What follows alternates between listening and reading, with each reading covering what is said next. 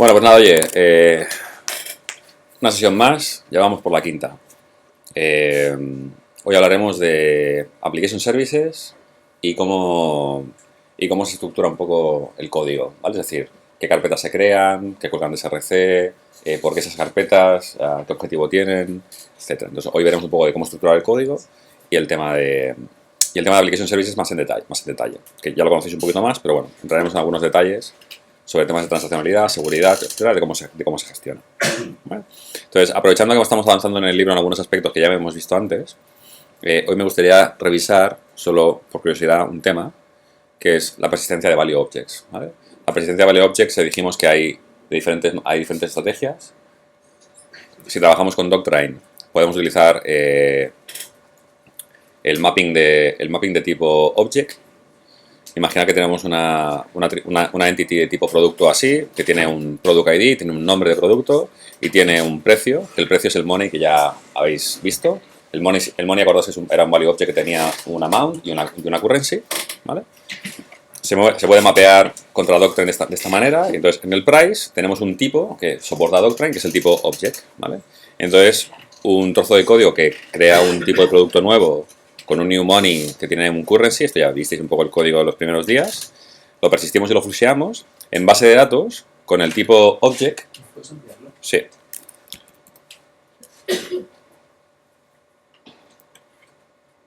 En base de datos con el tipo object nos acabaría generando algo así, ¿vale? Un producto ID1, el nombre, y el price es un objeto serializado de PHP a Pionetti. Entonces, recuerdo que hablábamos un día al respecto de si en función de la versión de Doctrine que estamos utilizando, cómo podríamos guardar value objects. Esta es una de las maneras, ¿vale? Simplemente el único tema de este es que imaginad que tuviéramos que refactorizar la clase money y colocarla en otro namespace, ¿vale? Sería un percal importante porque tendríamos que ir y hacer modificaciones aquí en la base de datos a Pionetti. Por lo tanto, esto funciona bien, lo único que tiene es un poco de sensibilidad al respecto de lo que sería refactorizar las clases que están serializadas, porque luego al sacarlas de base de datos no sabría dónde encontrarlas y nos retornaría un standard class a Pionetti, ¿vale? Pero es una opción válida. El único problema que tiene esto, bueno, otro de los problemas que tiene este tipo de serializaciones es hacer finds by. Es decir, cuando quiero buscar todos los productos que valen menos de $200, pues se hace difícil porque el concepto 200, bueno, el precio de este producto son $100 y está codificado de una manera que hacer una búsqueda se hace difícil. Por lo tanto, aplicar sobre campos serializados DQL y hacer find bys se hace complicadete, ¿vale? En general. Entonces, otra alternativa que tenemos con la versión actual de Doctrine, o sea, no la versión 2.5 que es la que quieren lanzar, sino actualmente se puede utilizar, es el custom type. El custom type lo que dice básicamente es, oye, tengo enteros, tengo strings, tengo campos de texto, etcétera, pero me quiero crear un campo mío, ¿vale? Que lo voy a definir como money, ¿vale? Entonces, el tipo money, para crear un tipo en Doctrine es tan sencillo como crear una clase que extiende de Doctrine Deval Types Type, ¿vale? Y se pueden, ya podéis bajar, si os interesa podemos bajar de algún día, pero la idea es tan sencilla como que me puedo crear un tipo money que extiende del tipo text, es decir, al final será una cadena de texto, en el que puedo aplicar un truquillo, ¿no? Imaginad que el value object money lo pudiera codificar en base de datos, en vez de con todos los namespaces serializados y tal de PHP, una especie de serialización custom, ¿no? Imaginad que pudiera poner el amount barra isocode, de tal manera que $100 serían en base de datos, ¿vale? 100 barrita USD. Claro, el tema es que yo al final, desde mi entidad, que tiene un objeto money, yo lo quiero persistir y cuando lo quiero sacar de base de datos, quiero que el objeto que tenga disponible sea un objeto money, todo montado. Entonces, Doctrine con los tipos, lo que permite, tiene un par de métodos, pero los métodos interesantes son el convert to PHP value. Esto básicamente lo que hace es, dado el valor que hay en base de datos, qué transformación le tengo que aplicar para que se convierta en un objeto PHP válido, ¿vale? Entonces, en este caso, si dentro de la base de datos hay un valor que es una string separada con una barrita, con la primera parte es el amount y la segunda parte es la currency, podría retornar un money directamente, hacer un explode, la primera parte es el amount y la segunda parte es el currency. Pues con esto de aquí, al hacer un find, me estaría entregando un objeto money bien montado, aunque en la base de datos hay un 100 barrita USD, hay una string, ¿vale? Y al persistirlo en base de datos, lo mismo, o sea, convert to database value es, dado un objeto money, cómo lo persisto contra la base de datos. Entonces la conversión es tan sencilla como del objeto value que me está llegando, que es un objeto money, pillo el amount, que es la cantidad, es un entero, pillo el currency, pillo el ISO-code, que es el código, hago un implode, bueno, un concatenar o lo que sea, los junto con la barrita y ese es el string que retorno. De tal manera que Doctrine lo que hará será, oye, ¿quieres persistir este tipo de objeto? Perfecto. Cojo el amount, cojo el currency y el ISO-code, los junto con una barrita y lo persisto como un tipo texto. ¿Todo esto para qué? Para que al final, bueno, los custom types se tienen que definir. Entonces, normalmente si montáis alguna factory para el Entity Manager o en el bootstrapping de la aplicación, podéis coger y registrar todos los tipos. Entonces, define un tipo money que apunta contra este tipo money type. A partir de ahí todo funciona con normalidad. El mapeo sería exactamente igual que antes, solo que en vez de poner aquí object sería money, que es mi tipo, ¿vale? Que es el nombre que le he puesto cuando lo he registrado. Y para que os hagáis una idea, si con el repositorio me fuera a buscar el primer producto por ID y imprimo el ítem, si os fijáis me sale el objeto producto, product ID, name, y el money es un objeto de tipo money con el amount 100 y el currency USD, ¿vale? No es más que, en vez de aplicar un serialize y un unserialize, estoy aplicando una conversión custom a mi gusto, ¿vale? Entonces, en base de datos persisto lo que quiero. Entonces, esto lo puedo hacer porque el custom type ataca sobre una columna, o sea, sobre un campo. Sería fantástico si yo pudiera definir, pues este objeto machea contra 3 o 4 columnas y entonces puedo hacer operaciones con ellos. Pero esto de momento no, esto con los custom types no se puede resolver. ¿Vale? Pero hablábamos de la persistencia, entonces una de las maneras sería fácilmente esta. Y este tipo de estrategias, aunque las vemos implementadas con Doctrine, sería lo mismo para un modelo, para un ORM custom hecho a mano. O sea, en algún punto hay que hacer una conversión entre un tipo y el otro, ¿vale? Y decidir que persisto un objeto de una manera en una base de datos o sacarlo. Tema de performance, Carlos, cuando son types, si tienes múltiples registros, bueno o malo. ¿Múltiples registros con? Bueno, que tengas, imagínate 100.000 registros y quieres buscar pues por 1527 USDs. Como tiene que hacer pues la conversión, ¿no?, del mapping. Sí, es muy lento. En este caso es tan lento como aplicar n veces n rows la conversión del explode. Claro, bueno, si te haces un... Ya, pero tampoco, mi sensación es que tampoco le agrega un gran overhead aplicar una conversión por cada row, porque ya solo extraer la row y montarte la entity ya tiene un coste de complejidad más o menos importante, ¿vale? Por lo tanto, en ese sentido, tampoco le agrega mucha más complejidad a lo que tienes, salvo que la conversión del campo que hay en base de datos al value object fuera muy compleja. O sea, imagínate que tienes que aplicar que el trozo de código que aplicas aquí fuera súper complejo. Entonces, si es... Bueno, este no, este. Si la lógica fuera súper complejo, esto se va a ejecutar por cada tipo money que tengas en cada row. Entonces, si tuviéramos 100 productos, este trozo de código se va a ejecutar 100 veces. ¿Vale? No sé si hay algún otro cliente de la fuente de datos, por ejemplo, un BI o así, para trabajar este tipo de columnas, tiene problemas. Sí, lo que pasa es que no debería... O sea, técnicamente compartir datos por base de datos es una mala praxis en general. Es un antipatrón. Las aplicaciones que comparten información usando la misma base de datos en general es una mala estrategia, y cuando hemos visto integración de Vault de Context habéis visto un poco por qué, ¿no? Es decir, mis datos son mis datos y yo gestiono mi problema. O sea, no tienes por qué saber si yo internamente trabajo con una base de datos, si realizo los datos de una manera o no. Lo que pasa es que al final, si quisiera sacar datos de BI, puedo o compartir la misma base de datos o puedo darle alguna fuente que pueda consumir. O sea, le puedo dar un stream, le puedo dar una URL en la que se pueda bajar los datos en formato lo que sea. Le puedo generar un export. O sea, puedo tener yo un caso de uso que genera un export en CSV para que luego lo pueda importar. Entonces no penséis siempre en la parte de BI como te doy acceso a mi base de datos y que la gente de BI se espabile en sacar los datos. Sino, oye, los de BI quieren una fuente de datos fiable, fácil de entender, entonces te puedo dar la base de datos y te explico cómo funciona, o te puedo generar un export de datos para que tú lo puedas integrar en tu sistema. No siempre tiene que ser la llave de intercambio, tiene que ser la base de datos, ¿vale? Aunque es lo fácil. Oye, acceder a la base de datos y los usuarios están en la tabla common usuarios. Bueno, ya, tío, si cambia algo, entonces generamos un procesito que genera ese backup, se lo pueden bajar, e incluso así, si la implementación técnica por dentro de la tabla de usuarios cambia, si el caso de uso que genera esa exportación lo modificamos, BI no se entera de nada y todo sigue funcionando exactamente igual. Entonces, en general, anti-pattern si compartís la base de datos directamente para compartir información. Vale, entonces, bueno, esto sería un poco uno de los approaches. Y la otra parte es la parte de embeddables, que ya os enseñaré un poco en detalle. Pero bueno, la idea en general es definir el money como un embeddable. El único problema que tenemos es que la versión 2.5 que va a traer embeddables no los trae anidados. Entonces, un ejemplo tan chorra como este, que es un objeto money que tiene un objeto currency, no lo podemos implementar porque no podemos embeber un value object currency dentro de un value object money. O sea que estoy gozando un poco.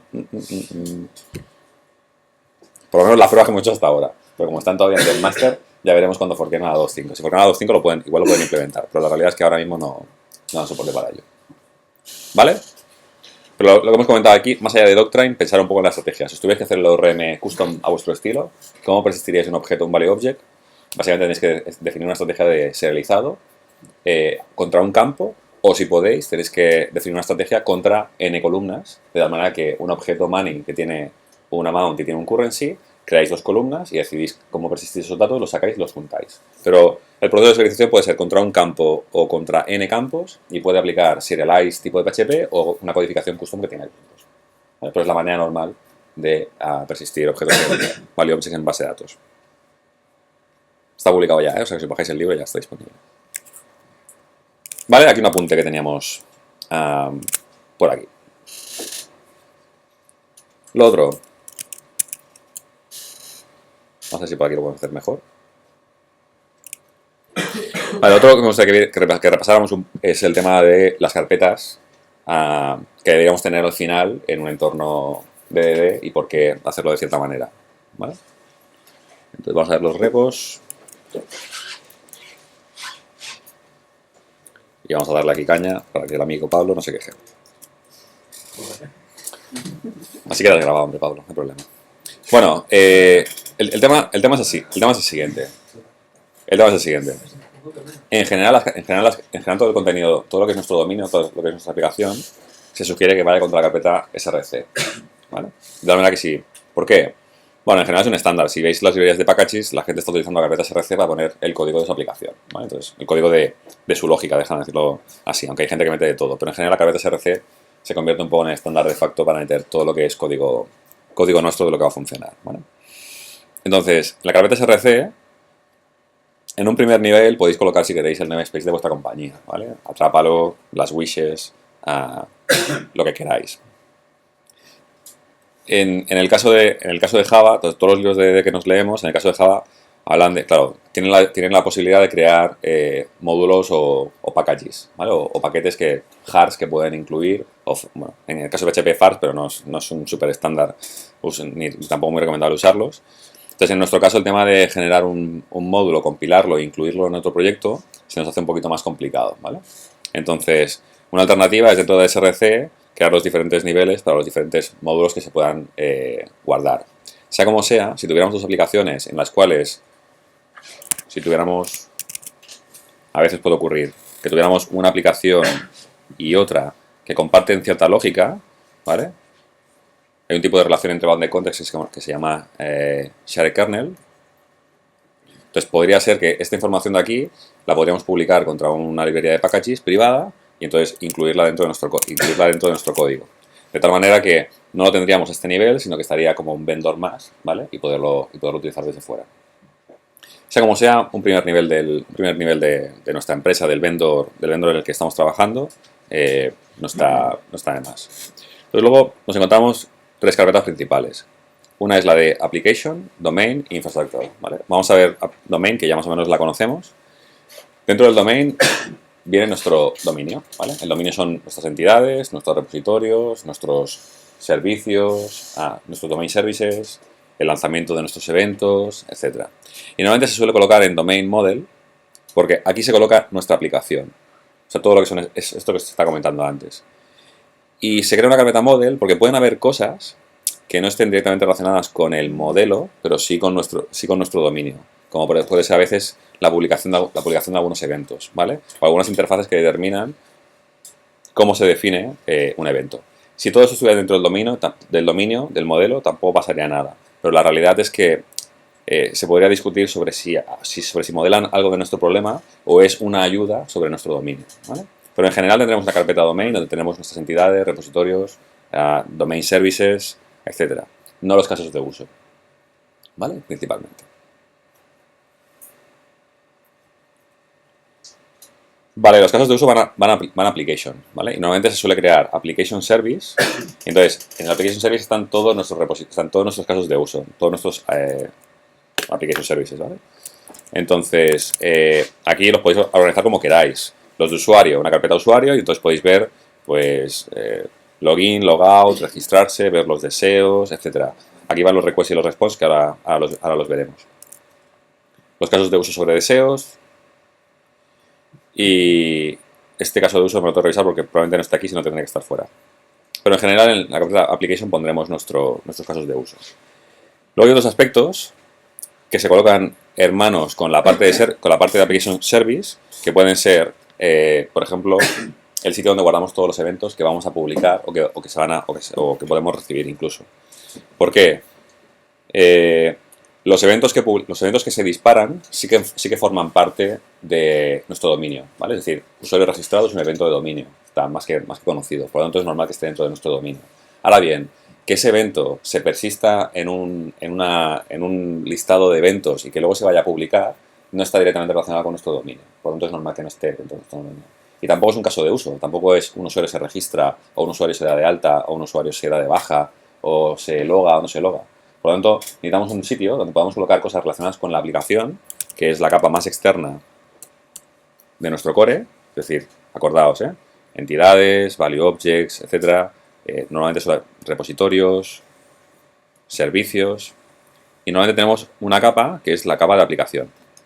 Entonces, hay cosas como pueden ser el Event Store, que es donde vamos a ir guardando todos los eventos y luego se van a ir publicando, que no son un servicio, ni tampoco es un repositorio, ni tampoco es no es nada de dominio directamente, ¿no? Entonces necesitamos que el Event Store esté más a nivel de aplicación que no en ningún nivel interior. Podríamos cambiar la estrategia de publicación de eventos, meterlos directamente contra el sistema de mensajería y no guardarlos, y el Event Store no existiría, ¿vale? Por lo tanto, si simplemente por el hecho de cambiar la estrategia de cómo publicamos los eventos, este señor de aquí aparece o desaparece, es porque no está dentro de nuestro dominio, sino porque es un tema más de cómo se relaciona nuestra application service, o sea, cómo se relaciona nuestro bounded context con otros bounded context. Por lo tanto, está más a nivel de aplicación que no otra cosa. ¿Vale?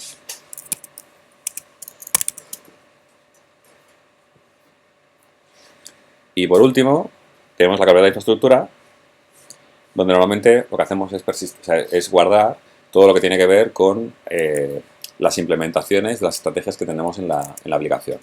Ya sabéis que a veces tenemos, pues, tenemos un repositorio de usuarios, user repository, ¿vale? Que normalmente se declara como una interfaz, y tenemos un señor que está en la zona de infraestructura que implementa eso, pues puede ser el Doctrine User Repository o puede ser el Redis User Repository, etc. Implementa los métodos, esto es una implementación concreta en código. Entonces, normalmente esto de aquí, que puede ser intercambiable, un día que estoy trabajando con el repositorio de usuarios de Doctrine, puedo decidir por temas de performance migrarlo a la parte de usuarios, pues tengo que poder fácilmente desenchufar, déjame decir así, el adaptador de Doctrine y enchufar el de Redis. Normalmente la carpeta de infraestructura sigue el modelo que teníamos anterior. O sea, si en el primer nivel teníamos Application Domain Infrastructure, en muchos de estos casos van a haber interfaces o clases abstractas que vamos a tener que implementar. Dentro de infraestructura se suele replicar el modelo que hay por encima, ¿vale? Por eso tenemos Application y tenemos Domain. Application porque el Event Store, por ejemplo, que habéis visto arriba, es una interfaz, pero como al final se acaban persistiendo los eventos es un tema de infraestructura. Es un tema en este caso es con Doctrine, pero los eventos los podríamos persistir en Redis si quisiéramos. Por lo tanto, tiene que haber algún sitio donde le damos implementación a incluso cosas de aplicación. Por eso, en este caso, dentro de infraestructura también hay una carpeta Application. En el domain pasado, bueno, en el domain ya os lo podéis imaginar. En el caso de, por ejemplo, en el caso de usuarios, ya hablamos un día de que si teníamos un ID de tipo surrogate que queríamos sacar directamente de la entidad, porque un surrogate ID era un tema de base de datos en un tema de la entidad, si lo queríamos sacar directamente, teníamos que tener no solo user repositories y Doctrine user repositories, sino que también teníamos que tener teníamos que tener doctrine users. Sí, o sea, users, sí, a ver, he pintado mal esto. Perdón. User repository, que es nuestra interfaz, implementado con el doctrine user repository. El user repository se relaciona con users. Y a veces ocurre que para separar completamente nuestra entidad de nuestra infraestructura, toca a veces también tener doctrine users, ¿vale? Este es el modelo este es el Abstract Factory que en el primer vídeo que explicaba en la PHP Barcelona salía, ¿vale? Entonces puede ocurrir que a veces no solo tengamos implementaciones del repositorio de usuarios, sino también implementaciones concretas de las entidades, ¿vale? Entonces, en este caso, puede ocurrir que en la parte de infraestructura tengáis domain, model, user, doctrine user, ¿vale? Y este doctrine user extiende del usuario y simplemente le da el comportamiento del surrogate user ID para que se pueda persistir fácilmente en base de datos. ¿Cómo? El tema de las relaciones, el tema de que tengas que añadir un atributo para tener el listado de lo que sea y que sea una array collection, por ejemplo. Sí, tiene que ver con eso y tiene que ver, por ejemplo, con que esta entidad, o sea, la entidad user en mi dominio, su identificador es un user ID, es un value object. Entonces, para poderlo persistir en base de datos, no puedo con Doctrine. Con la versión de 2.4 no puedo mapear un value object contra nada. Entonces, o me creo un custom type, como habéis visto, o me creo un object, o lo que puedo hacer es que crearle un surrogate user ID. Un surrogate user ID no es un objeto user ID, sino que es una string. Y este atributo es el que mapeo en Doctrine para poderlo persistir. Y yo ya me encargo a nivel de lógica de poder mantener el user ID, la relación entre user ID y surrogate user ID. Pero la realidad es que surrogate user ID lo tengo porque necesito persistirlo en base de datos con Doctrine. Porque si lo persistiera en un Redis, lo persistiría todo directamente y ya está. Entonces, el surrogate user ID me hace falta porque uso Doctrine y porque Doctrine me permite guardar value objects. Entonces, una opción es meterlo directamente en el user, pero si somos estrictos, este atributo está en el user porque necesito persistir en base de datos. Por lo tanto, la infraestructura me está afectando a este atributo. Así que si quiero separarlo realmente, tengo que hacer ese tipo de estrategias. ¿Vale? Entonces, con esto de aquí, este string, como es un tema de implementación, en la clase usuario no aparece, pero en cambio simplemente le doy el comportamiento que toca y en el Doctrine mapeo este campo en vez del propio user ID, que es el que es el propio ID de la entidad. ¿Vale? ¿Habéis entendido todos un poco más o menos? Ya lo expliqué aquel día, pero vamos, si queréis lo vemos. Este es mi usuario, voy a ver si lo aumento. Este es mi usuario y el user ID, básicamente es una clase que tiene un ID, ¿vale? Internamente se genera con un UID. Se genera con un UID, por lo tanto es un value object. Si tengo que mapear esto contra Doctrine, no puedo, porque este user ID es un value object. Si fuera un entero, sí, lo mapeo directamente y ya está. Pero como es un value object, tengo problemas. Aquí tengo que decir qué hago. Entonces, o un custom type, o un serialization, o un tipo object, o puedo hacer una técnica que es, oye, vale, esto es user ID. Este campo es el que puedo utilizar para compartirlo hacia afuera. Es un objeto user ID. Pero ¿qué pasaría si yo internamente me creo un objeto que es string user ID? Este es una string, por lo tanto sí que lo puedo mapear contra Doctrine. Pero la realidad es que esto lo estoy creando porque lo tengo que mapear contra Doctrine. Y en cambio estoy en mi dominio. Dominio no sabe nada de infraestructura. Por lo tanto, si quiero ser estricto, esto de aquí debería poderlo bajar hacia abajo. Por lo tanto, estéis acostumbrados a ver implementaciones concretas de repositorios, pero también es típico a veces, de hecho en Java hace bastante más típico, tener implementaciones concretas de una entidad, no solo del repositorio, para hacer cosas como esta. ¿Vale? Pensar en un deseo de un usuario que es enviar una notificación por correo electrónico, ¿vale? Enviar el correo electrónico se tiene que enviar por una infraestructura, se tiene que enviar o con SweetMailer o con una función mail a Piñonetti. Entonces eso, si aparece internamente dentro de vuestro dominio, probablemente sea un problema, lo tendréis que aislar. Entonces con ese tipo de cosas tenéis que intentar separarlo con ese tipo de técnicas. ¿Vale? O sea que es más típico de lo que parece tener que extender la entidad que forma parte de vuestro dominio a una entidad de una implementación concreta. ¿Vale?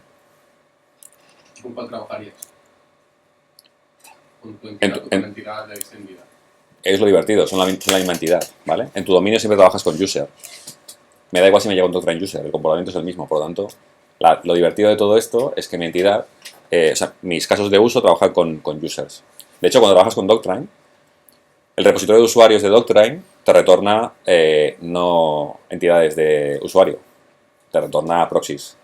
Porque internamente cuando vas a invocar el método de una relación, él sabe que es un proxy, entonces no lo tiene calculado y va a buscarlo. O sea, mágicamente, Doctrine por debajo ya crea proxies de cada entidad, ¿vale? Lo que pasa es que tú no las ves. De hecho, en modo devel te las crea al vuelo y en modo producción te las genera. De hecho, en el proceso de deploy ya veis que hay un momento que pone generando proxies. Porque por cada entidad que tenemos definida con Doctrine, él genera ese proxy, que es una clase, que extiende de la otra, que tiene un comportamiento de infraestructura. Pero lo divertido es que tú las usas de manera transparente, porque al final trabajas con users, no trabajas con Doctrine users. Pero la realidad es que sí que hay proxy users que usa Doctrine. Solo que en este caso lo estamos haciendo explícito porque nos hace falta para separar lo que es dominio de infraestructura. Entonces, ¿tienes que hacer alguna especie de setter listillo cuando trabajas con setters? No, simplemente lo extiendes. Es decir, esta clase funciona con normalidad. Sí, pero el tema es que tú estás trabajando con el IDE como varios, ¿vale? Porque estás trabajando con el user, no con el Doctrine user. Sí. ¿Vale? Entonces, cuando hagas un set del IDE, cuando crees la entidad y le des una identidad, A los IDs no se le hace set. cuando crees la entidad y le des una identidad, Ujú. al final tú lo estás haciendo de una forma. Claro. Y Bueno, mira, mi Doctrine user que extiende de user tiene una constructora donde le paso el user ID, por lo tanto, conforme a la misma... es lo que te estaba diciendo, que hay que setter listillo. Cuando le das la identidad, al final tienes que también setear el de su rol. Vale. Pero no es el típico listillo que estamos acostumbrados a ver. O sea, no es un setter listillo. Aquí lo que estoy haciendo internamente es mantener la implementación de mi Doctrine user para que el surrogate user ID y el user ID estén sincronizados. Ya está. Por eso cuando me piden un ID, en el caso de... Bueno, para que os hagáis una idea, en este caso, cada vez que me piden el ID de este user, creo un new user ID con el surrogate user ID, que es una string que contiene la identidad. Pero en cambio en su padre, el ID es solo lo retorna del user ID, porque básicamente ya tengo el value object, lo retorno y ya está. Pero es más típico de lo que parece el tema de tener este tipo de extender de la entidad. O sea, que no os parezca raro porque no tiene problema. De esta manera, el usuario es virgen, ¿vale? O sea, no tiene nada de infraestructura y en cambio Doctrine User sí que representa lo que sería el cambio o sea, lo que sería la adaptación a la infraestructura que toca. Si trabajáramos con Redis algún día, podríamos petarnos el Doctrine User porque Redis lo persistiríamos todo contra Redis directamente, o sea, con un serializado a saco y al sacarlo lo volveríamos a recalcular y listos. ¿Vale?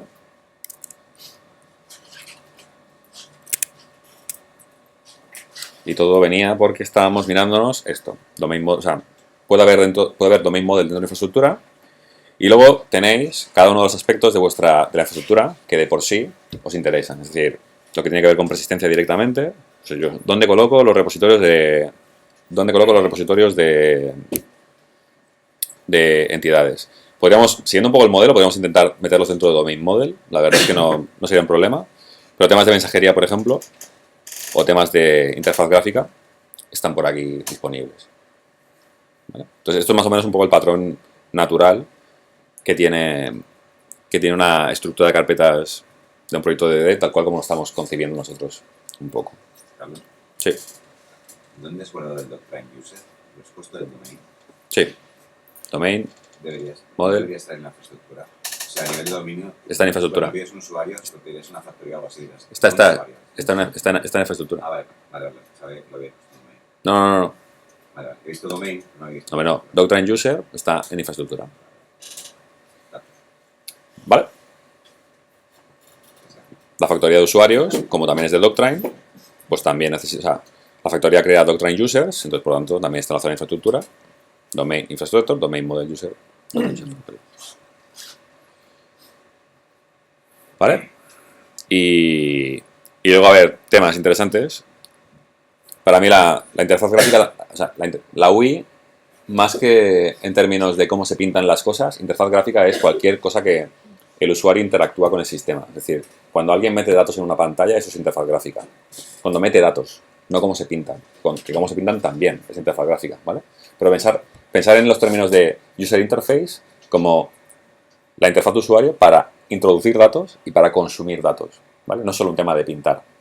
Por lo tanto, para mí, el tema de las vistas o el tema de si hay cierta información que la estoy sirviendo a través de Silex o si tengo un console component y parte de la aplicación se puede gestionar desde consola, los comandos, para mí van aquí. O sea, un command de Symfony, que es una manera de ejecutar mi aplicación a través de command line, ¿dónde lo coloco? No es una application service. O sea, estaré invocando una application service, pero no es una application service. No es nada de dominio, un console component. Entonces, ¿dónde lo coloco? Infraestructura. Vale, ok. ¿Pero en qué parte de infraestructura? Entonces es interfaz gráfica. Por lo tanto, todas las maneras que tengo de interactuar con mis casos de uso, yo los pongo normalmente en la parte de User Interface. Entonces, dentro de User Interface tengo console. Y dentro de console, aquí si quisiera, podría crear una carpeta adicional que fuera la de Symfony. Porque no es lo mismo. Sistemas de consola hay muchos. O sea, hay muchos cutrillos. O sea, el más famoso, el más usado y que funciona muy bien es el de Symfony, pero hay varios. Hay otros por allí. Silex, ¿no? ¿Qué tal? Entonces, podríamos tener una carpeta por si algún día nos diera por migrar de Symfony a Silex. O sea, de Symfony Console Component a Silex. O una alternativa, ¿no? Igual que tenemos en Persistence, tenemos Doctrine, y algún día podríamos tener Persistence Redis o Persistence lo que sea. En el caso de console pasa exactamente lo mismo, ¿vale? Con las vistas a mí me pasa lo mismo. O sea, el sistema de pintado, User Interface, tweak para pintar vistas. Si en algún momento quisiera cambiar la interfaz, podría cambiarlo. Pero incluso podría tener alguna carpeta añadida como User Interface / Presentation o Render o lo que fuera, ¿no? Y entonces internamente ir colocando cada componente, o cada tecnología que me permita pintar los datos. Y si en algún momento cambio de una tecnología a otra, simplemente está todo localizado aquí. Lo que pasa con esto es que los frameworks que tenemos, muchos de ellos no les mola cuando les cambias las carpetas de sitio. Y ese es el problema que tenemos con Symfony o tenemos con algunas otras aplicaciones. Pero con Silex, que es muy ligerito, especificarle la carpeta de vistas, por ejemplo, es bastante sencillo. Y por último, a veces hay maneras, bueno, cómo se define la aplicación o cómo se setea el bootstrapping de la aplicación para arrancarla con Silex, para mí también forma parte de la infraestructura web. Es decir, tengo User Interface, tengo web, que es la manera en la que un usuario accede a mi aplicación a través de una interfaz web. ¿La web dentro de SRC? ¿Dentro de SRC la carpeta web? ¿Cuál? ¿O eso es un enlace a la parte pública? No es ningún enlace. Esto básicamente es... No, que la parte pública enlace ahí. No. Ahora te enseño la parte pública. El tema de la web básicamente es cualquier cosa que... O sea, cualquier clase, objeto que me ayude a servir la request en formato web, yo la voy a colocar aquí. Y si es de Silex, pues irá a una carpeta Silex. Si es de Symfony, irá a una carpeta Symfony. Si es con Slim, irá con una carpeta Slim, ¿vale? Pero aquí voy a colocar todos los objetos que me permiten que la request por web se entregue. Y si fuera REST, sería UI / REST. Y ahí metería todo lo que sería información para entregar en REST. Lo que pasa es que al final necesito tener un entry point en mi virtual host que apunta a algún sitio. Y entonces, una manera fácil es tener el app fuera, con mi aplicación de Silex aquí, ¿vale? Y el index.php que ejecutará lo que toque. Pero la realidad es que el bootstrapping que estoy utilizando es el de mi infraestructura UI Web Silex Application, ¿vale? De aquí me monto lo que sea. Lo ideal sería que pudiera apuntar a mi aplicación a probablemente infraestructura, tal cual, no sé cuánto. ¿Puedes enseñar qué tienes ¿Dentro dentro? de web? ¿Dentro de dónde? ¿Qué quieres que te enseñe? ¿Tontorrón? Mira, para que está así. ¿Qué quieres que te enseñe? ¿Qué tienes dentro de la carpeta web? ¿La carpeta web? Sí.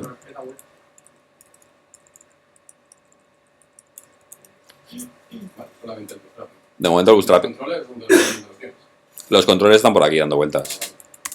Bien, Están definidos, pero los podría... había entendido que los controles podían estar ahí perfectamente. Es que deberían ir ahí. Los colocaría ahí. Lo que pasa es que en este caso Silex puedo definir las rutas de esta manera Piñonetti, aunque también se pueden definir controles dentro de Silex. Así que igual si quisiera dar una vuelta más, pues le daría una vuelta más, colocaría dentro de Silex todos los controles, la información adecuada. Igual el bootstrapping, podría estar en una carpeta pública o podría colocarla aquí directamente. La verdad es que no sería un problema. Pero me mola el concepto de que lo que es entregar mis casos de uso en formato web está en Application Infrastructure, User Interface, Web, y aquí lo tengo todo en Silex. Si quisiera migrar de framework, pues podría básicamente crear en vez de Silex Symfony y ahí estaría mi controller que acabaría invocando el caso de uso que yo necesito. El problema es que los frameworks me obligan un poco a seguir cierta estructura de carpetas que me lo dificulta. Pero la realidad es que si imagina que mañana lanzamos el proyecto, la web no funciona bien por el motivo que sea, no funciona bien a nivel de negocio y nos dicen, oye, cancelar la web. Pero el console nos está yendo de puta madre, es un caso un poco raro, ¿eh? Pero el console está yendo de puta madre, genial. Pues me peto la carpeta web, y el console funciona. O sea, me peto la carpeta web y todo funciona. O sea, no tengo que tocar ninguna carpeta más. O sea, todo lo que es servir mis casos de uso por web está en mi carpeta web. Ya está. No tengo que petarme ninguna carpeta más. Lo que pasa es que estamos tan acostumbrados a ver la carpeta src con los bundles, o la carpeta app, o la carpeta barra web src, no sé qué, que nos cuesta. Pero la realidad es que podría apuntarlo a cualquier carpeta en ese sentido. ¿Vale? Pero no puedo darle más caña, estoy haciendo muchas cosas, escribiendo el libro y tal cual. Pero sí, la verdad es que no me extraña, o sea, no me importaría nada coger y moverlo todo dentro de UI Web y que quede el resultado final. Carlos, ¿cómo verías la carpeta de persistencia dentro del dominio? Puesto que en el nivel superior tenemos dominio y aplicación al mismo nivel, y en persistencia estamos teniendo las implementaciones que tenemos dentro del dominio como interficie. La verdad es que cuando estaba explicando antes no lo vería mal tampoco, porque ya que en este caso me he obligado a tener un Doctrine User, claro, en esta carpeta también está, o sea, si voy a buscar el user, su hermano gemelo, o sea, su repo está, su repo está aquí, hermano. Por lo tanto, la verdad es que viéndolo así, tampoco me importaría que dentro del Domain Model User, Doctrine User, tuviera el Doctrine User Repository. Lo que pasa es que en algún momento tengo que separarlo, porque, bueno, o crear una carpeta Doctrine por aquí, o simplemente con el Doctrine User igual ya se entiende. O sea, no me importa, sí, según lo que dices. No, yo hice la carpeta persistencia en modelo, para no liarla más de la escuela de persistencia en modelo. Ya. Como mínimo está al mismo nivel, llevo un rato dándole vueltas. Lo probaría, pero la verdad es que yo lo que haría en un primer paso tontorrón es mover los repositorios, o sea, que tengo aquí en persistencia directamente contra el Domain Model User, porque tiene bastante sentido. Que estén todos ahí, todos juntitos, ya que tengo el Doctrine User aquí, ¿por qué no tener el Doctrine User Repository aquí, ¿no? Y el wish igual. Ahora bien, el tema del config y tal, ¿dónde hay que ponerlo? Pues en algún sitio tengo que tener una carpeta de Doctrine porque esta configuración es de Doctrine, por lo tanto podría tener sentido tener Domain Model Persistence, podría tener sentido. Pero en general, mientras... Creo que tendría sentido tener una carpeta Doctrine por debajo del model y que user estuviera dentro de todo.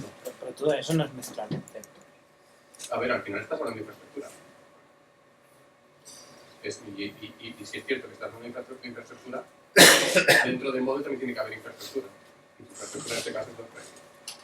Podría tener un modelo híbrido, ¿eh? O sea, no me importaría, por ejemplo, ahora, según lo que decís, quizá la carpeta Doctrine me la petaría, o sea, no la usaría aquí en el Domain Model, porque ya lo estoy poniendo en las entidades, por lo tanto en ese sentido no me preocupa mucho. Podría subir el repositorio y con el nombre de la clase ya más que funciona. O sea, tampoco hace falta que no una carpeta Doctrine. Ahora bien, como tengo que tener en algún sitio los mapeos de las clases, no lo puedo colocar en ningún sitio aquí, por lo tanto no me importaría tener una carpeta Persistence, Doctrine, y aquí con las configuraciones de Doctrine. Lo que es custom de Doctrine solo, iría aquí. Y no me importaría tener las entidades por aquí dando vueltas. Pero habría que probarlo en un modelo más grande. La verdad es que la sensación es que desde que planteamos el tema de meter aquí Doctrine, o sea, la palabra Doctrine, o sea, la infraestructura dentro de la clase, la verdad es que cada vez me gusta más. Tenerlo en carpeta me molesta. Y además, de hecho, luego también está guay porque puedes hacer cosas como, no sé si Control Shift 7. A ver. No me acuerdo de shortcut de esto.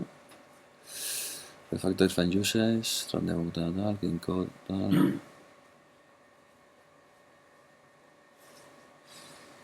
me acuerdo de shortcut. Vale. El tema es que puedo hacer cosas de ese estilo. Bueno, no sé si lo han arreglado en PSStorm, pero si el nombre de la clase se llama igual que el de la interfaz que está implementando, no te pinta bien los gráficos. Pero de esta manera es relativamente fácil ver que el Doctrine User que está aquí está implementando un User Repository y que aparte extiende no sé cuánto.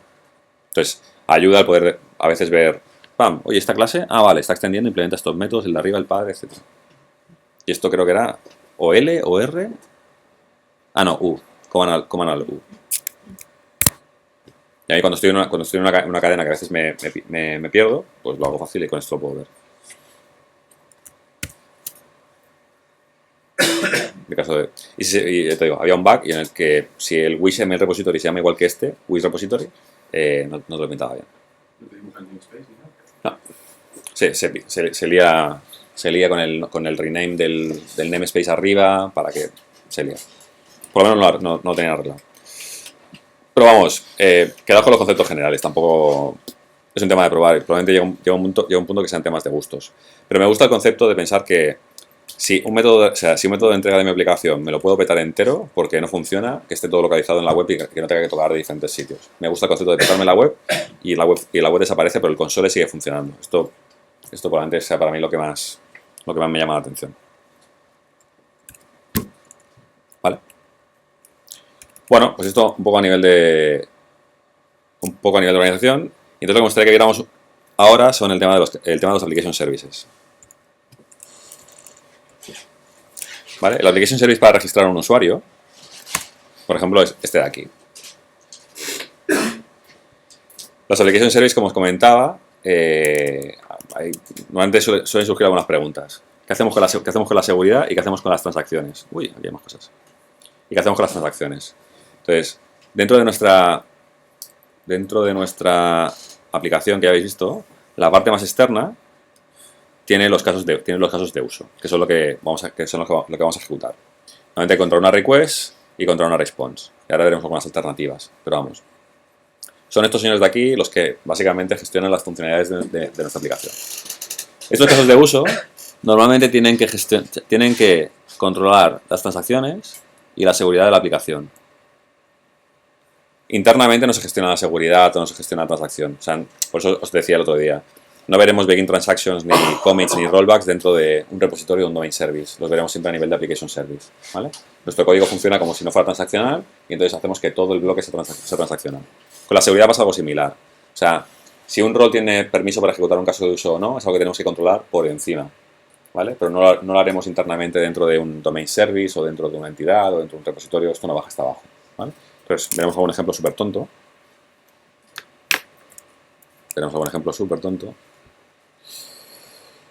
En el caso de... Vamos a ver primero el de transacciones.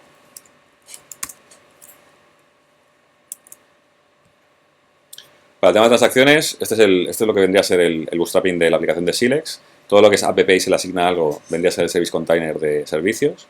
Entonces tengo el Entity Manager que metemos de Doctrine, tengo el repositorio de usuarios, el repositorio de deseos, que es básicamente un get repository de la entidad, etc. Entonces vamos a ver un caso de uso transaccional, como puede ser, por ejemplo, agregar el Application Service.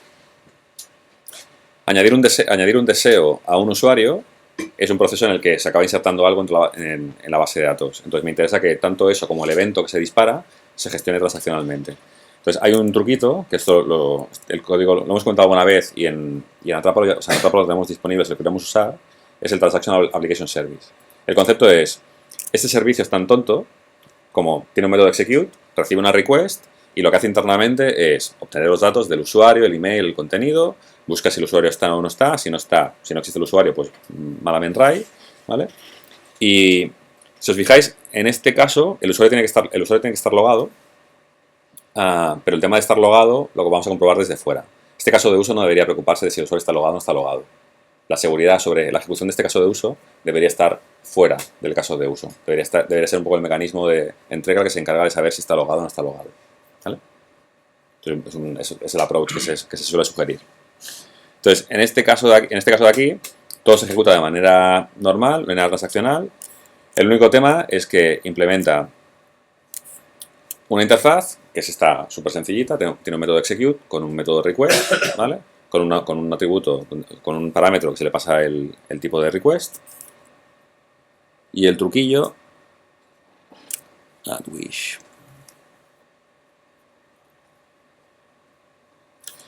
Y el truquillo básicamente es que aquí no aparecerá ningún begin transaction, ningún commit, ningún rollback. Esto se tira del tirón. Pero si queremos que se haga de manera transaccional, la manera fácil es tener un señor que, dado un servicio que cumple esa interfaz execute con la respuesta, es capaz de, sobre ese servicio, ejecutarlo de una forma transaccional, ¿vale? Entonces, para esto nos creamos un concepto, que es un concepto de sesión. Muchos ORMs lo tienen, el concepto de sesión. Entonces, sobre ese concepto, ejecutamos atómicamente una operación que es la de el ejecutar ese request. O sea, ejecutar ese caso de uso. Entonces, esto, aunque parezca un poco raro, lo único que está haciendo es, dame instanciado un objeto servicio que tiene un método execute que yo lo ejecutaré en un entorno protegido atómico, ¿vale? Y ese entorno protegido atómico hay diferentes maneras de implementarlo. Un entorno transaccional es una interfaz muy sencillita que tiene un método ejecutar atómicamente cualquier funcioncita, y entonces hay diferentes tipos de implementaciones. Algunas de ellas son dummies, como simplemente ejecutas y ya está. Hay otras que son Doctrine. Doctrine de por sí, sobre Entity Manager, ya hay un método transaccional que permite ejecutar una cosa de manera transaccional. Y luego tienes alguna más, hecha un poco ad hoc, que es sobre ADODB. ADODB está ejecutando el start transaction, commit, rollback en el caso de que haya algún problema. Entonces, si os fijáis, la gestión de la transacción está separado de la ejecución del caso de uso, y en función de la tecnología que estamos utilizando, en un caso se utiliza el típico begin transaction de toda la vida, y en otros casos se está utilizando en Doctrine el método transactional que ya ejecuta un bloque de manera transaccional, y en algunos casos, como puede ser por ejemplo en torno de test o lo que sea, pues se ejecuta directamente la invocación y ya está. Entonces estamos separando lo que es la transaccionalidad de lo que es el caso de uso. Pero lo divertido es que cuando vosotros desarrolláis, no os preocupáis de si ese caso de uso es transaccional o no, sino que hay un señor por encima que lo que está haciendo es decorar vuestro caso de uso con este entorno transaccional. Si no quisiéramos que fuera transaccional, sería tan sencillo como retornar directamente el servicio, y para hacerlo transaccional es tan sencillo como convertir, o sea, como pasarle un wrapper por encima, que es este Transactional Application Service, donde pasamos una sesión. En este caso la sesión es la de Doctrine, por lo tanto usará el conector de Doctrine. Tan sencillo como eso. ¿Vale? Mira que el usuario esté logado, es la misma estrategia. Vamos a ver si el usuario está logado o no está logado.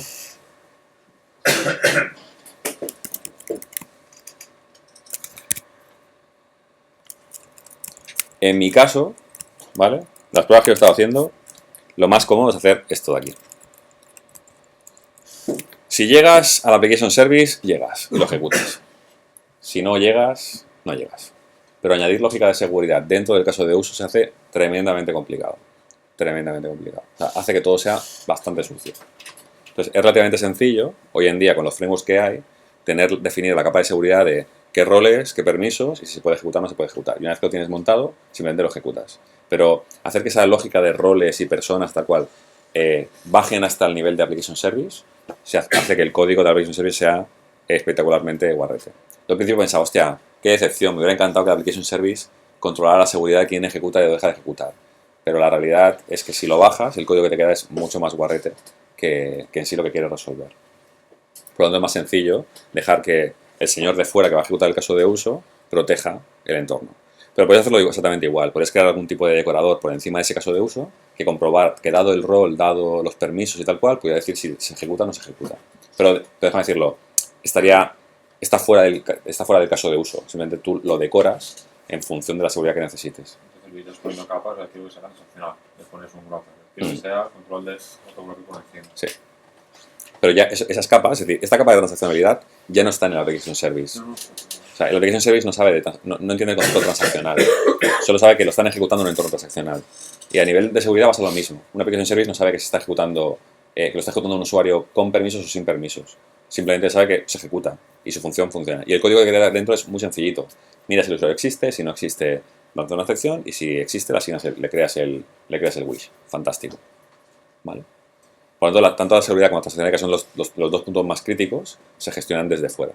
Y se pueden gestionar muy bien. En Java, Spring tiene el atributito, tiene la @transactional y hace que todo sea transactional. Genial. En Atrápalo, de hecho, también lo tenemos. O sea, nos hemos creado una compiler pass que lo que hace es que en un action de Symfony, si le ponemos el @transactional, está ejecutando por debajo esto de aquí. Así que un caso de uso dentro de un action de Symfony se ejecutará de manera transaccional si le ponéis el @transactional. ¿Vale? Incluso en nuestros application services. Uh-huh.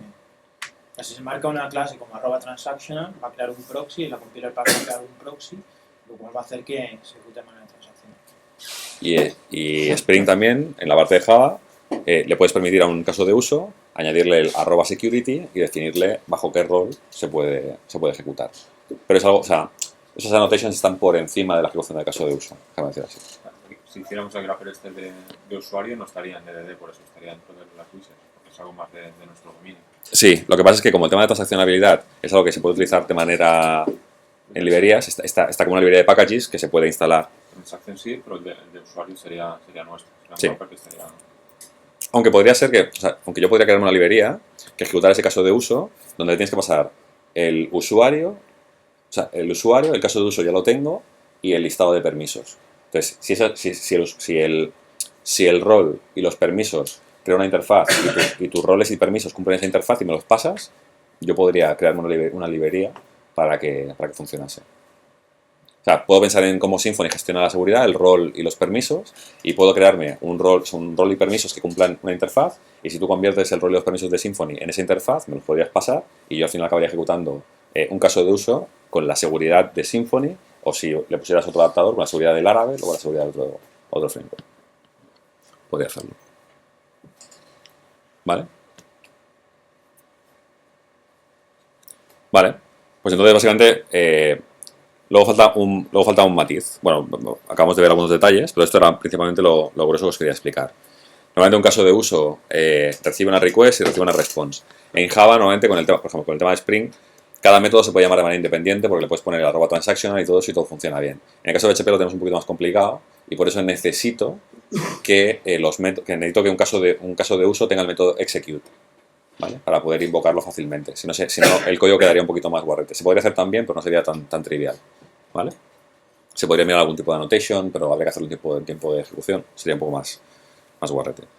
Entonces, normalmente se le pasa una request.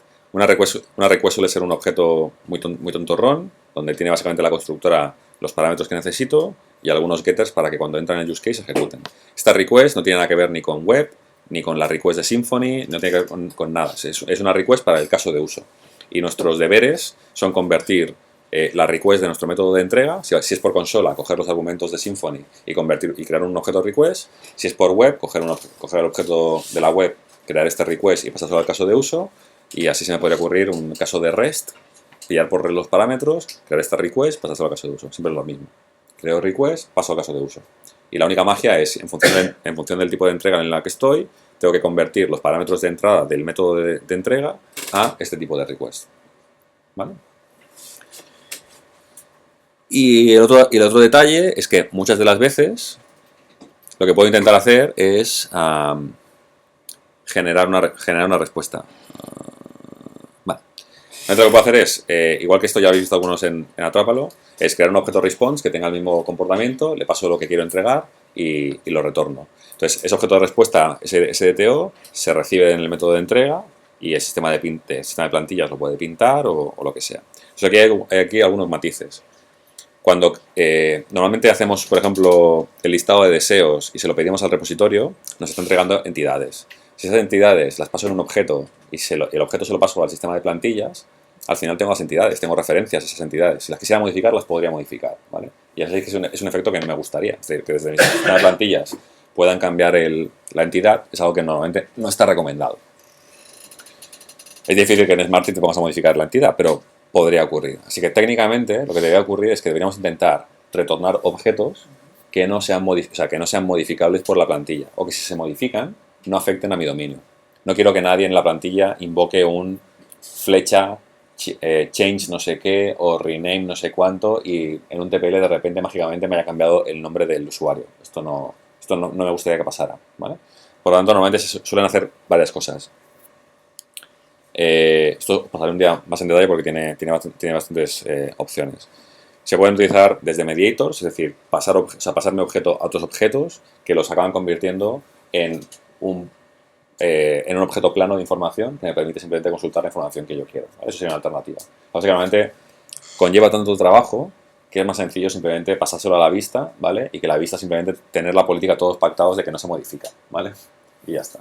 Pero la realidad es que por cada objeto que estamos entregando deberíamos poderlo convertir en un objeto plano que aunque lo modifique alguien, a nosotros nos dé absolutamente igual, porque mi dominio no se va a haber modificado, ¿vale? Pero si tengo una entidad de tipo user, pues debería tener un objeto tipo user presentation al que le paso como constructor al usuario y internamente, si me piden parámetros, ¿vale? Hago modo lectura solo sobre ese objeto, ¿vale? ¿Entendéis un poco ese concepto, no? Sí. Me sale un user y lo que debería devolverle al caso de uso, o sea, como respuesta es un user presentation en el cual puedes preguntar lo que quieras, pero no puedes modificar nada. Carlos, para el tema de REST, Estamos probando una cosa que es que el response, en lugar de retornar las entidades o los objects, implementa el interface serializable JSON y con eso retorna el tema del el bundle que hace el tema de REST. Espera que le envíes un array plano para que convierta el JSON. El array de entidades o objects que espera recibir automáticamente se convierte en arrays. Es rápido, pero no es lo recomendable. O sea, una cosa que se suele hacer normalmente en un caso de uso es... Alguien podría decir, si en un caso de uso tengo el user repository como en la constructora user repository y es un adaptador para que en mi caso de uso funcione, ¿por qué no le puedo pasar en la constructora algo que tenga que ver con la user interface, ¿no? Que al ejecutarse ese caso de uso modifique, o sea, utilice este objeto como en la entrada del parámetro para rellenarle ese contenido, ¿vale? Y que después la gente de fuera lo pueda utilizar. Entonces, a veces se suelen utilizar data transformers. Entonces, si yo tengo un view user, por ejemplo, caso de uso, evidentemente necesitaré en la constructora el user repository, pero una cosa que le puedo pasar es un adaptador que sea del estilo, imaginad un objeto, por ejemplo, transformer, ¿vale? Es una interfaz que básicamente tiene el método write, ¿vale? Entonces, internamente voy a buscar el usuario, cojo los datos y sobre este transformer, que es una interfaz, invoco el método write pasándole el usuario, ¿vale? Entonces, desde fuera, cuando invoco esto de aquí, puedo consultar a este adaptador, a este transformer, en vez de con un write, puedo buscar el get de la información o lo que sea, y me retornará la información que yo quiero. Lo divertido es que si este transformer de aquí es una interfaz y es write, yo desde fuera podría pasarle un CSV transformer, o un XML transformer, o un JSON transformer. De tal manera que en mi caso de uso se puede adaptar a la respuesta que yo necesito. Él no sabe que está generando JSON, él no sabe que está generando XML.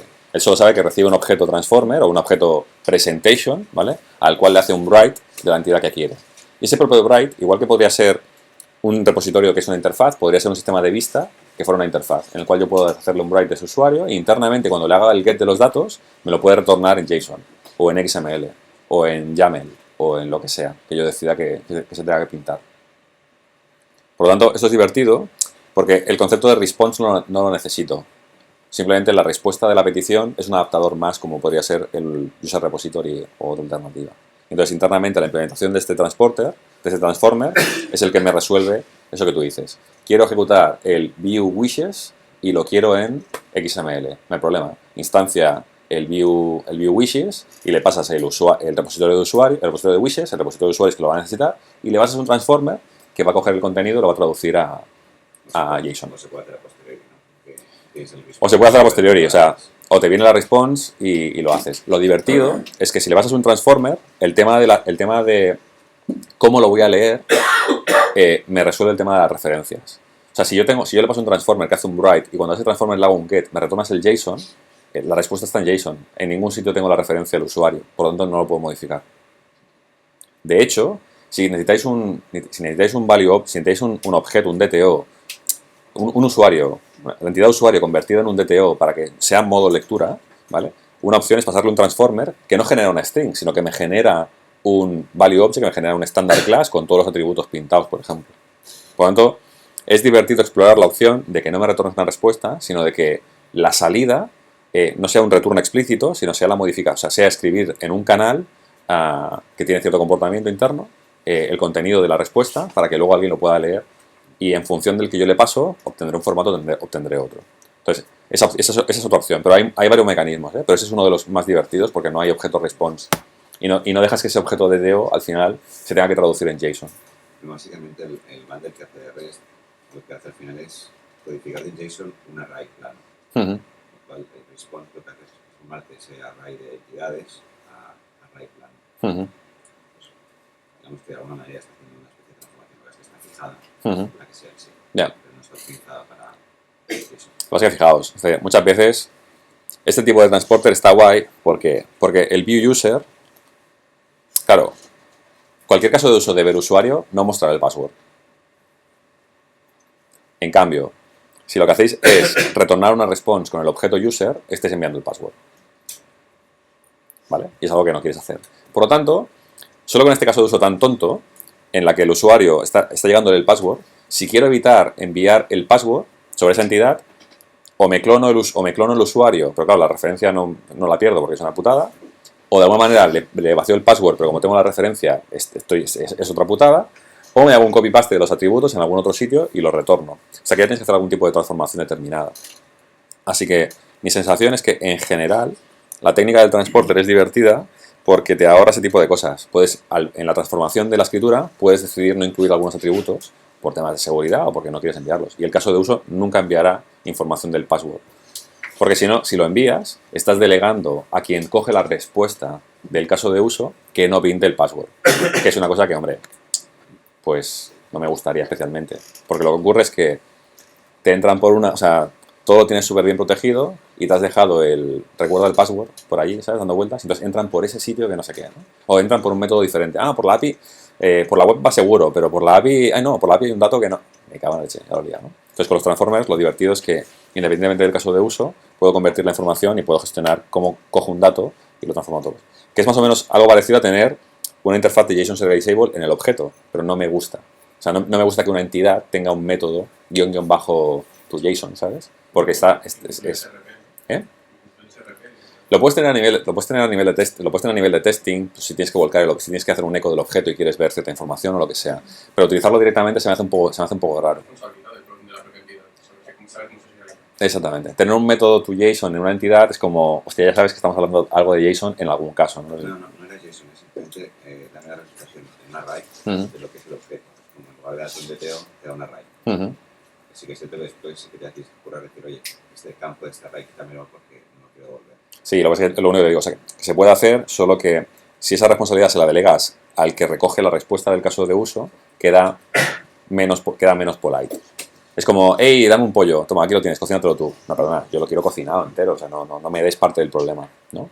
Entonces... No, precisamente no los puedo utilizar. No, el serializer va bien, pero aún así el serializer tienes que poder filtrar algunos atributos. Entonces lo que quiero decir es que... O sea, me da igual qué utilizáis para serializar el objeto, o sea, me da absolutamente igual. Lo que os quiero decir es que si esperáis a que la respuesta del caso de uso sea un objeto, una entidad referenciada, a la que el cliente que ha invocado el caso de uso tenga que limpiar los atributos o tenga que serializarlo, tenéis una zona ahí en la que el cliente está haciendo demasiadas cosas para mi gusto. Es el único matiz. Básicamente es eso. Pero hay esas dos grandes familias. La familia en la que quiero una respuesta y de la respuesta yo lo convierto en un objeto que luego se lo pasaré a la vista, el concepto de view model. Me creo un view model bajo el objeto que se lo asigno a la vista para que luego él pueda pintarlo en modo de lectura. O directamente en el caso de uso me retorna el view model. Claro, pero retornar el view model sería un rollo. Yo diría, dame el de HTML, ¿no? HTML, en el caso de uso, retorno HTML. No, yo soy un caso de uso, yo aplico lógica de negocio, te retorno el usuario si quieres. ¿Y si te paso una interfaz en la que tú puedes escribir lo que quieres y yo recogeré los datos ya con el formato que quiera? Ah, es otra historieta. Y eso queda bastante más elegante. Entonces, los vídeos del Tito Bob hablan de tener una response, crear un view model y pasárselo a la vista.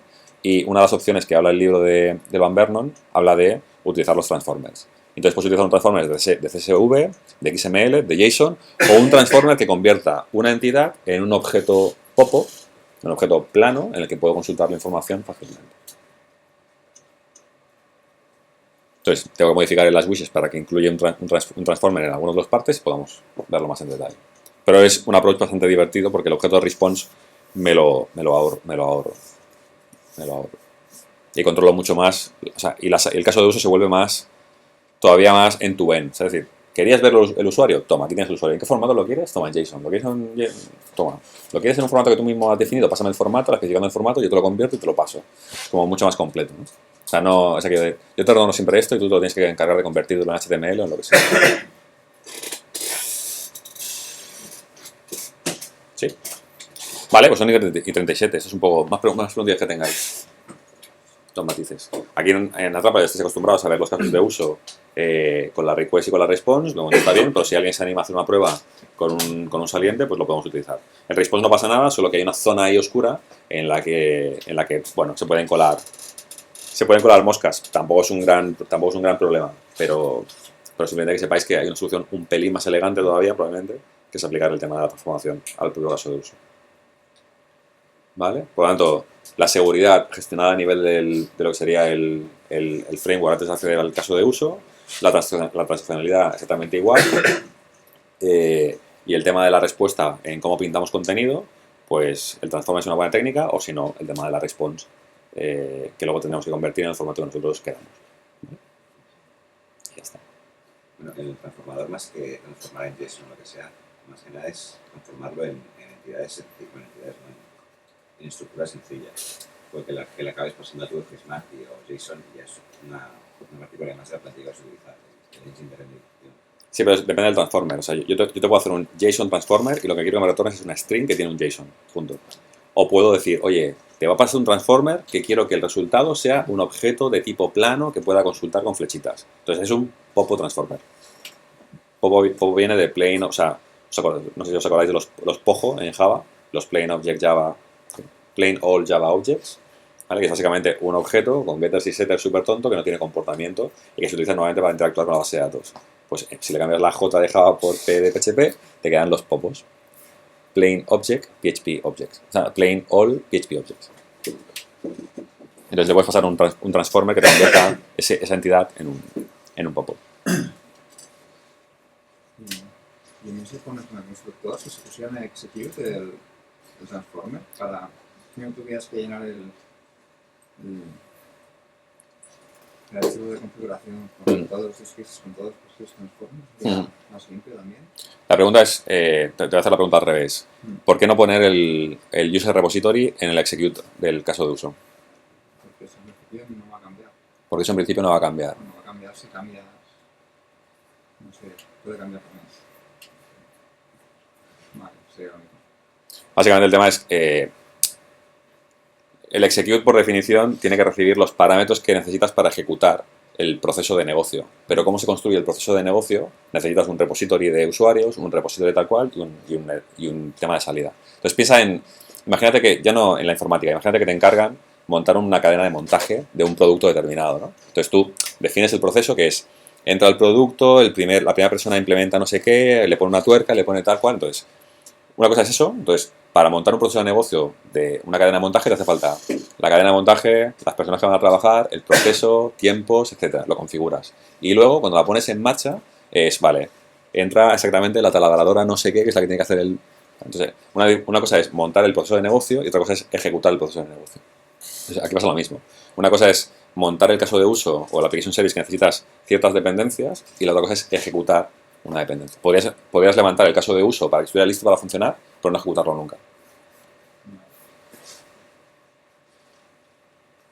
Una pregunta sobre seguridad.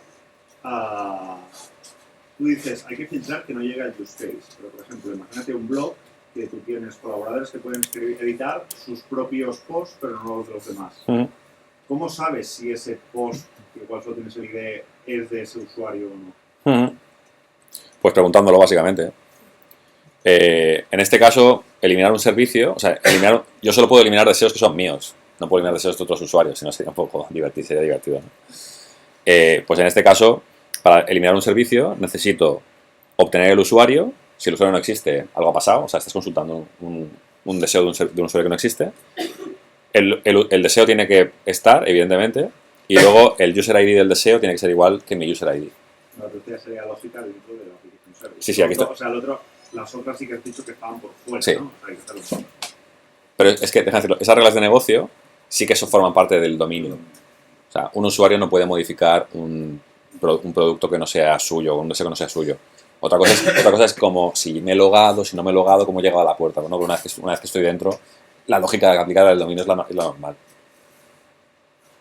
Entendamos la seguridad como el concepto roles que pueden hacer ciertas acciones, ¿vale? Y pueden ejecutar ciertos casos de uso, ¿vale? En la que un framework tiene sentido. En estas el framework no tiene nada de sentido.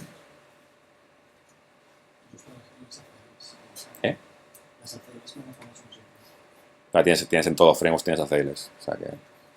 Respecto a lo que ha hecho Luis, esa dependencia del transformer que la pones por el service container, también te puede pasar que tú recuperes del service container ese caso de uso pero depende del accept que tengas en la petición. Puedes decir, oye, la respuesta quiero en HTML en JSON y se tiene otra forma diferente. Inyectas por ahí.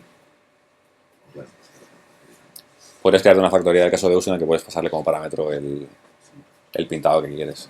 Pero normalmente debería ser difícil en una misma request que pidas un mismo caso de uso con diferentes formatos. ¿En la misma request? En la misma request no. Pues es lo que te digo. Pero en la misma request es un poco difícil. Pues igual, 2 news pasándole 2 diferentes o una factoría para el caso de uso y ya está. ¿Más dudas? ¿Se queda un poco planchados o me lo parece a mí? ¿O no? Nada raro, tampoco ha sido nada súper raro. La seguridad por fuera del caso de uso, la transaccionalidad por fuera del caso de uso y lo único que el tema del retorno de información de la ejecución, o sea, la respuesta de un caso de uso puede ser por un retorno explícito o puede ser por un atributillo pasado con un adaptador, que es lo único más novedoso que quizá no os habéis planteado. El único detalle. Entonces, le daré una vueltecilla, crearé algún transformer y os lo pasaré con ejemplo real. Bueno, de hecho lo pondremos en el libro porque tenemos que ponerlo. Así que cuando lo tengamos ya lo iréis viendo. ¿Sí? Pues nada, vamos a comer. Una pregunta. Un momento. Si usas TopTime y tú devuelves objetos, te va haciendo hidratation. Eso consume bastante memoria. ¿Te pones más hierro de que ancho o...? Esta pregunta gratuita, menos cuarto.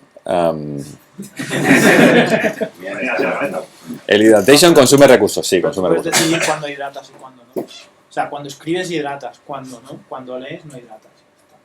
Pero entonces no te devolvería, si te devolvía raíz, no te devuelve objetos. No response. Entendido que tenías que devolver objetos. En el response. O sea, si tú haces un get. Pero user, objetos te que no hace son un- del dominio, Claro. ¿Otra vez? ¿Cómo? No, pregunta. O sea, cuando haces un find by ID te devuelve un objeto, o sea, tú haces un use case que te pide, dame un objeto, dame un usuario y luego lo pintas ahí la ficha ahí y Sí. los datos de su usuario. Tú te devuelve el response, entiendo que te devolverá al usuario. ¿El response del caso de uso? Del caso de uso. Sí. O sea, Entiendo, ¿no? si retornas en el response añades el usuario y retornas en la response, tienes una referencia al usuario y tu sistema de plantillas lo puede modificar mal. Entonces lo que necesitamos es alguien que coja esa entidad, ese usuario que ya lo habías cargado antes, ¿vale? O sea, que ya está cargado y convertirlo en algo que no sea modificable. Opciones. En el caso de uso, presentation model o lo que sea, o sea, o retorno el objeto y alguien fuera se encarga de coger eso y convertirlo, o le paso un transformer al caso de uso para que ya de manera natural esa entidad se acabe convirtiendo. Entonces, la hidratation que tienes ahí es la misma que tienes, hagas lo que hagas, no, ni más ni menos. Pero que consume recursos la hidratation, esto es un hecho, sí, constatado. ¿Algo más? ¿No? Pues está grabado, así que esto ya lo publicaremos. La semana que viene más.